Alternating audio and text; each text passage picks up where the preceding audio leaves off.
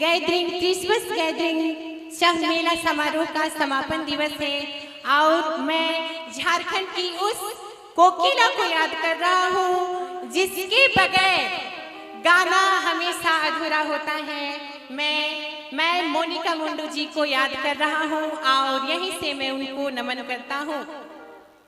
और एक बात, शुरू से म्यूजिशियंस मिले मुझे ऐसे जिन्होंने शुरू से ही मुझे सपोर्ट किया और गाइड किया। मैं हमारे म्यूजिशियंस को भी बहुत बहुत धन्यवाद देता हूँ। एक बार हमारे म्यूजिशियंस के लिए जोरदार तालियां, प्लीज जोरदार तालियां। बहुत बहुत धन्यवाद।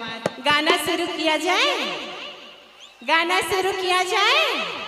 बेशक, झूमने के लिए कितने कोई तैयार है? बहुत बहुत धन्यवाद।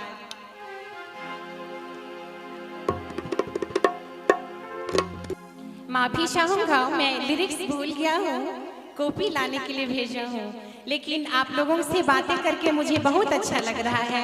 आप लोगों ने बीते 2 दिनों में भी बहुत प्यार दिया है, उसके लिए भी मैं सिमडेगा का हमेशा ऋणी हूँ और आप लोगों का बहुत बहुत धन्यवाद देता हूँ। 2 दिन जो प्यार मिला और आज आप लोगों ने ये साबित कर दिया है यहाँ आके कि यीशु है, सच में जन्म लिया है। हम लोगों के पाप हरने के लिए उन्होंने हमारे लिए यीशु को भेजा है, जिसके लिए हम क्रिसमस गैदरिंग मनाते हैं।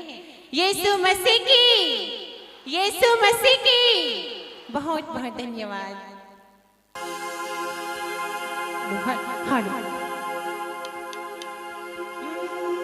चला तो रे भैया बहन मिली जुली जा,